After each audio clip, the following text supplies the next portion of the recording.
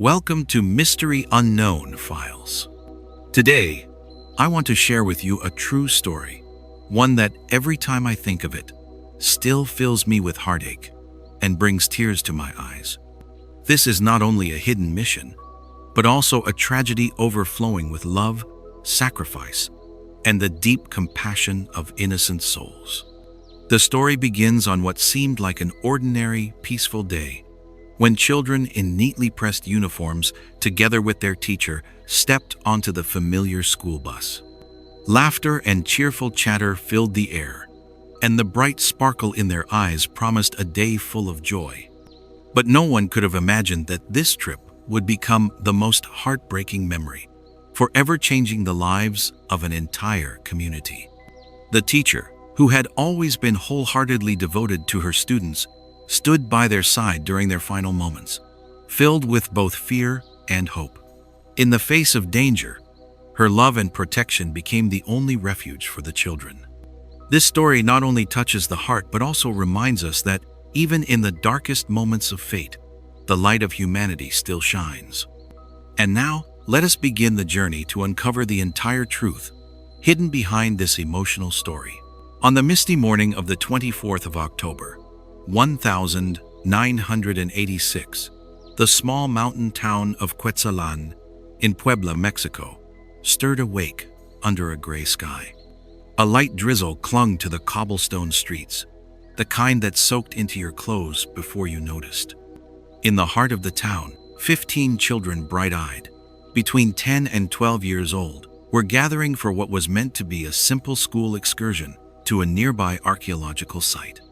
Their parents, reassured by signed permission slips and an official itinerary, waved them off, with the trust only small communities can give. The bus was a faded cream color, with green stripes, worn but dependable looking. Witnesses at the Central Market remember seeing it one last time, around 6:58 a.m., slowly descending the slope toward the edge of town.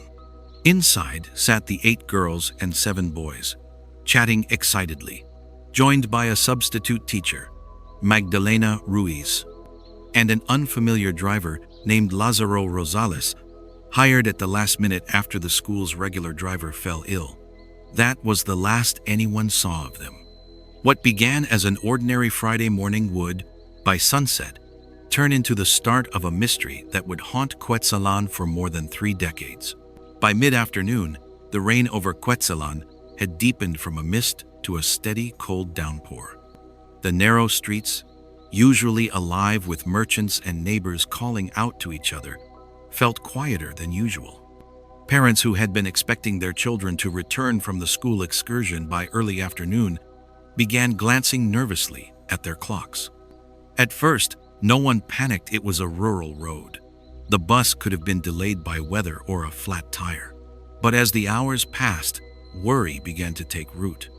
By 4 o'clock, small knots of mothers and fathers were gathered outside the Benito Juarez Primary School, umbrellas dripping, scanning the road for the sight of the cream-colored bus with its green stripes. Inside the school, the principal could offer no answers.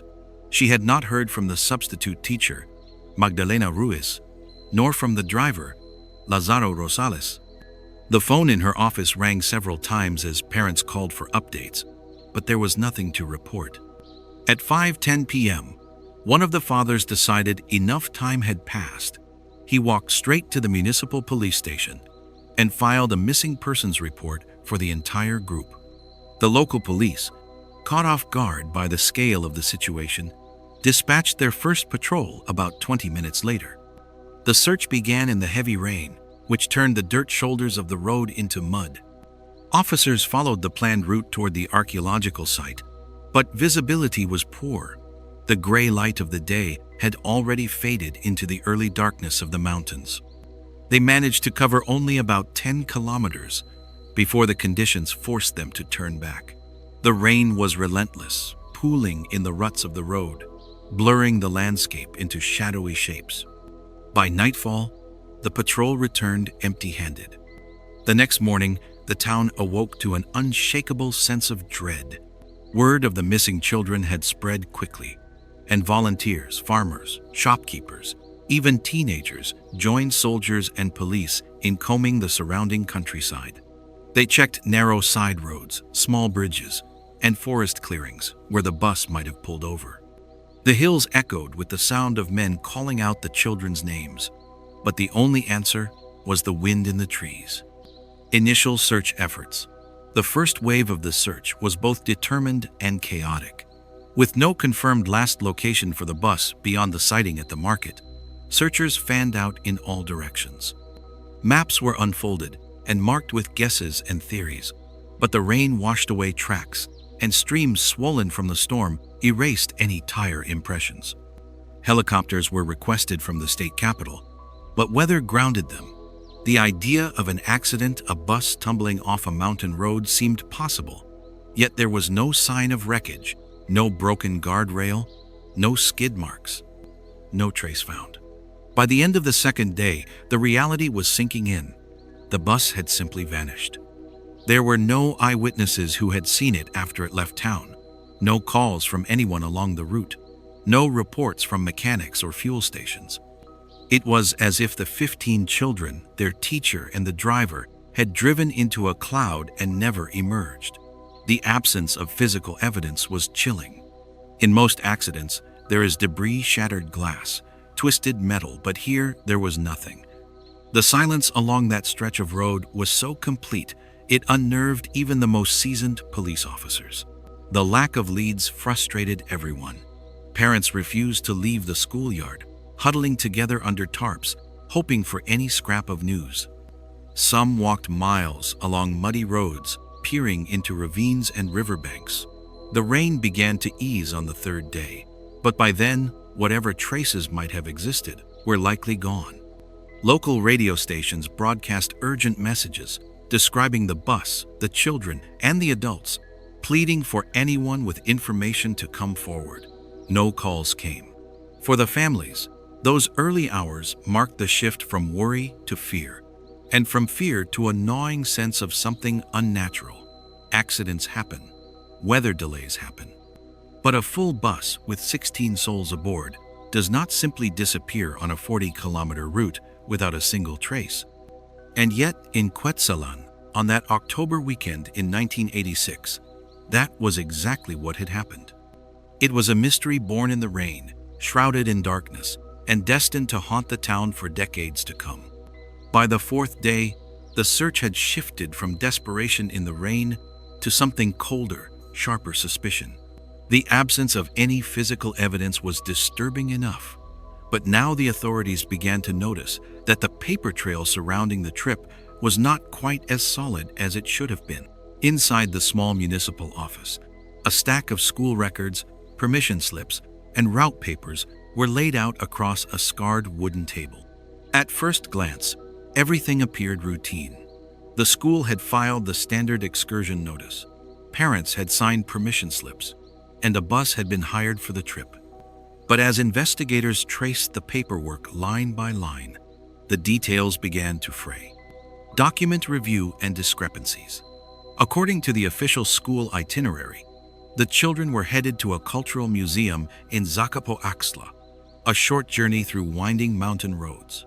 Yet when officers questioned a vendor at the Cuetzalan market, the last confirmed sighting of the bus, he claimed the teacher had mentioned an entirely different destination, a small archaeological site farther north, a place that didn't match any entry on the official trip notice. The inconsistency might have seemed trivial in another context, but here, with 16 lives missing, it took on the weight of a warning bell. Digging further, police discovered that the bus itself had been hired through a last-minute arrangement. The usual transport company the school used had been unavailable, and a different vehicle had been contracted through a contact known only to the substitute teacher, Magdalena Ruiz. The paperwork for this arrangement was thin. No company letterhead, no signed rental agreement, only a handwritten receipt with the driver's name, Lázaro Rosales. That name, when run through municipal employment and licensing records, came back with nothing. No driving permit in the region, no tax records, no permanent address. It was as though the man had stepped into Cuetzalan just for this job, and then vanished. Driver's disappearance. If suspicion had been growing quietly, the realization about the driver pushed it into overdrive. Lazaro was not just missing along with the bus, he seemed never to have existed in any official capacity. Witnesses at the school described him as a man in his 40s, neatly dressed, polite, but not overly talkative. A few remembered that he avoided eye contact when parents gathered to see their children off. One mother recalled feeling an inexplicable unease when he loaded the last child onto the bus, though she couldn't say why at the time. Police widened their search to neighboring towns, showing Lazaro's sketch to bus depots, truck stops, and roadside eateries. Not a single person recognized him. When officers tried to trace the bus itself, checking its license plate through the state's transportation registry, they hit another wall. The registration number didn't match any active commercial vehicle in the database. Either the plates were stolen or the records had been falsified. By the end of the first week, it was no longer treated as a simple missing persons case. The tone of the investigation shifted. Whispers of kidnapping began circulating through the community, though no ransom demands had arrived. For the parents, this was somehow worse than the idea of an accident. An accident might still leave survivors. A deliberate disappearance meant intention, planning, and a far darker purpose. The teacher, Magdalena Ruiz, became a central figure in the questioning.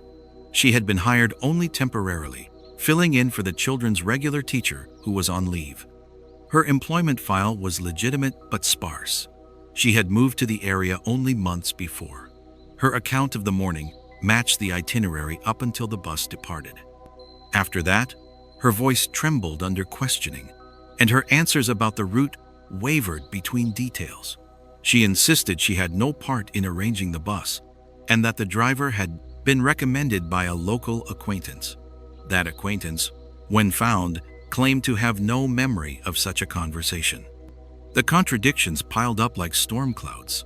The absence of a clear destination, the phantom driver, the unregistered bus, all these threads pointed towards something planned rather than accidental.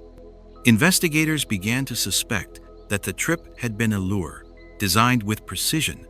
Someone had chosen a day when the weather could erase evidence, a substitute teacher with few ties to the community, and a route obscure enough to avoid prying eyes.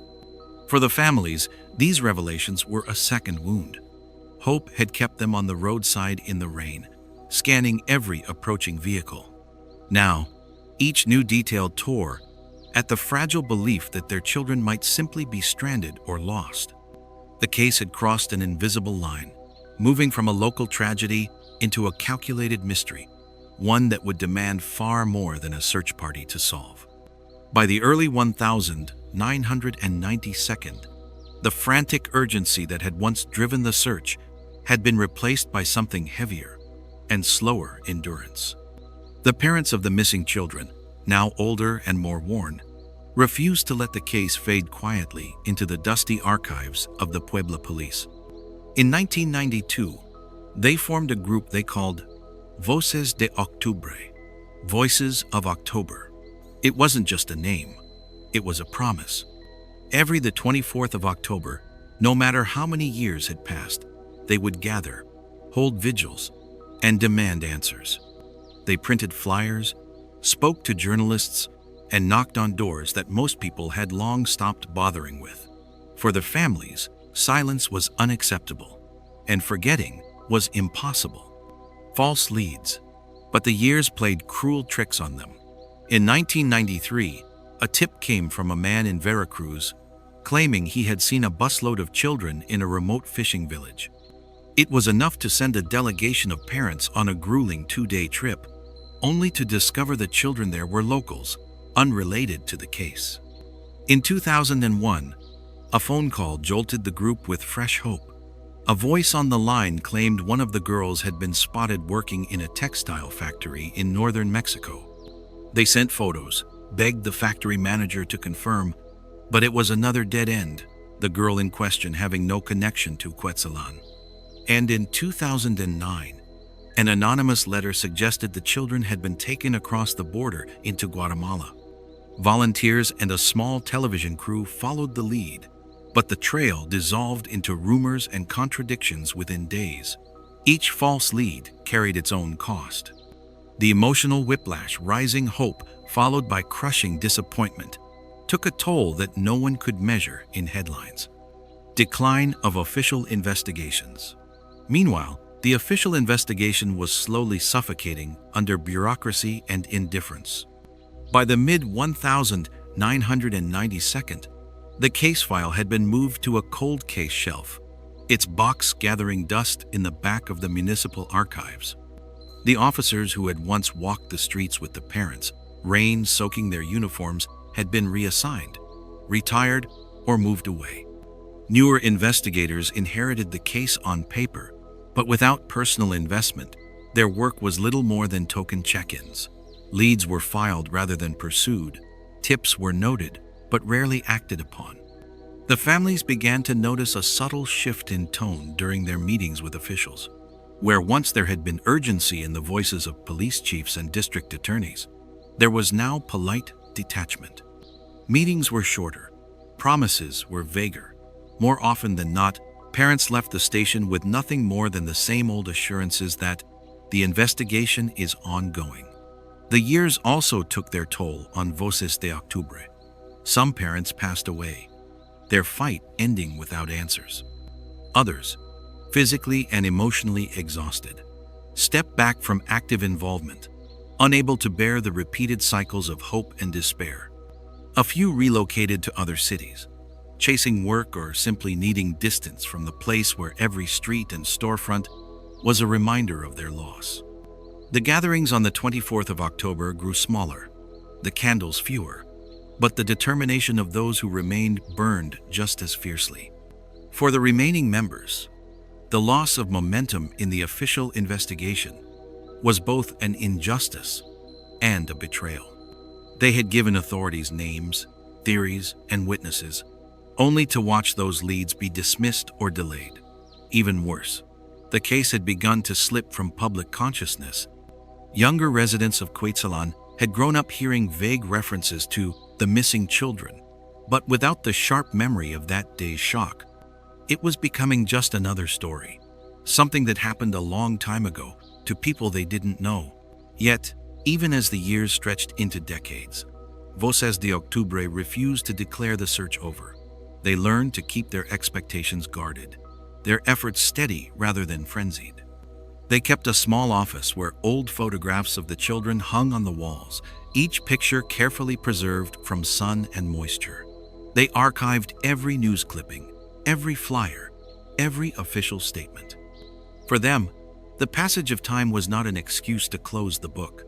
It was a reminder that justice delayed was justice denied. And so, the years rolled on. The faces in the group's photographs aged in reality, even as the pictures on the wall froze them forever in childhood. For the parents who remained, the fight had become more than about finding their children. It was about not allowing the world to erase them. The bus might have vanished into the mists of October 1986, but their voices, though fewer and quieter now, still carried across the years, refusing to fade. It was a quiet autumn morning in 2019 when the story that had haunted Cuetzalan for over 3 decades cracked open again. Construction workers, digging the foundation for a new warehouse outside a rural village, hit something unexpected: metal, old and corroded, buried deep beneath layers of earth and roots. At first, they thought it might be a forgotten water tank, but as the excavator's bucket scraped away more dirt, the curve of a bus window emerged, clouded with decades of grime. The workers froze.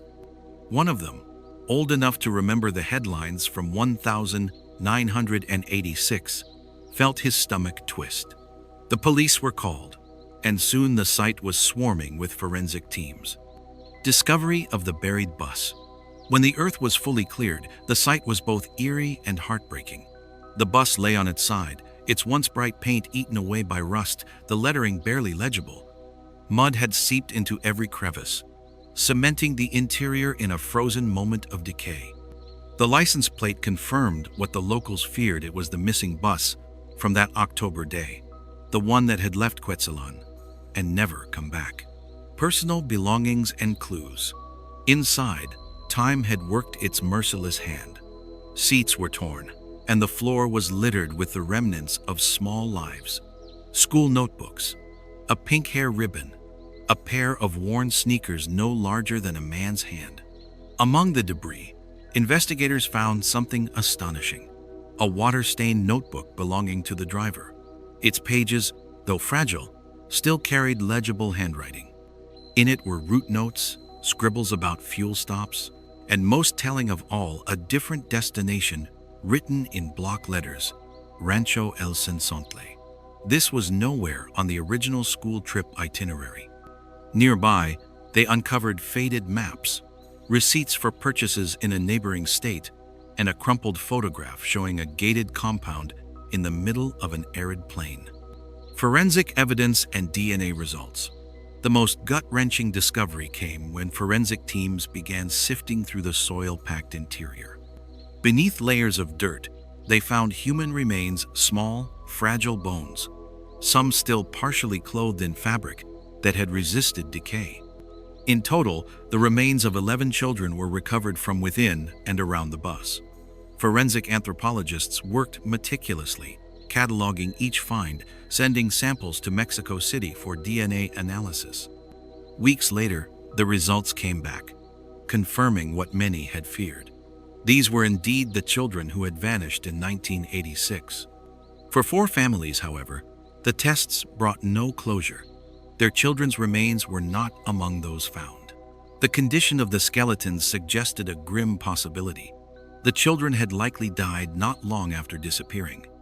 Some bore signs of trauma, though the degradation of the remains made exact causes of death difficult to determine. Still, what disturbed investigators most was not just the death, but the path that seemed to have led there. Photographic evidence of the ranch. In a sealed envelope tucked into the bus driver's notebook, they found several small, weathered photographs. They showed what looked like Rancho El Sensontle, a large, isolated property surrounded by high fencing and guarded gates. One image captured a row of low, windowless buildings. Another showed a truck bearing a license plate from a distant state known for human trafficking activity in the 1982nd. Though blurred and faded, the photographs were enough to reignite old suspicions that this was never a simple case of a bus accident or random crime. As journalists picked up the story, whispers began to grow louder. The bus had not merely gone off course, it had been deliberately diverted. The notebooks, receipts, and photographs hinted at a premeditated plan, possibly connected to a broader child trafficking network that had operated in the region at the time. For years, such theories had been dismissed as conspiracy talk. Now, with physical evidence in hand, they no longer seemed so far-fetched. The discovery sent shockwaves through the surviving members of Voces de Octubre. For some, it was the confirmation they had dreaded but needed. For others, it was a wound reopened with sharper pain. Officials pledged to reopen the investigation, but the families had learned over decades not to hang their hopes on promises alone. Still, for the first time in years, they had something tangible: proof that the children had been taken somewhere, that the story didn't end in an unexplained disappearance, but in a hidden tragedy that someone had gone to great lengths to bury, both literally and figuratively. The bus, now rusted and silent, was hauled from its shallow grave, each artifact catalogued, each scrap of evidence photographed and stored.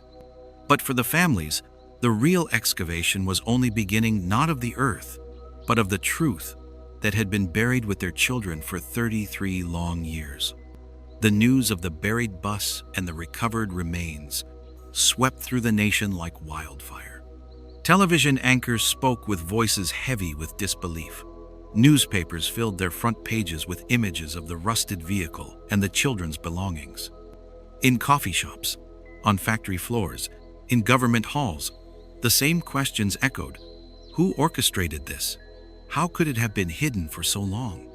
Whispers began to swirl about powerful figures, politicians, businessmen who might have had a hand in silencing the truth for decades. For many, this was no longer just a local tragedy. It was a national wound. In October 2019, the families gathered once more in Cuetzalan's Central Plaza. Candles lined the steps of the church, their flickering light casting long shadows, as names were read aloud, names that had hung in the air for 33 years. Photographs of bright, smiling children swayed in the evening breeze. The state sent representatives who, for the first time, publicly acknowledged the crime and apologized. Yet even in that moment of recognition, the air was heavy with the knowledge that no one had been held accountable. Justice, if it ever came, would arrive incomplete. Still, the ceremony was not only about grief, it was about defiance. The people refused to let the memory fade or the unanswered questions be buried again. The story of those children had been hidden in darkness long enough. Now it belonged to the light. If this story moved you, subscribe to Mystery Unknown Files. More than just tales of the past, these are reminders of why truth matters and why we must never stop searching for it.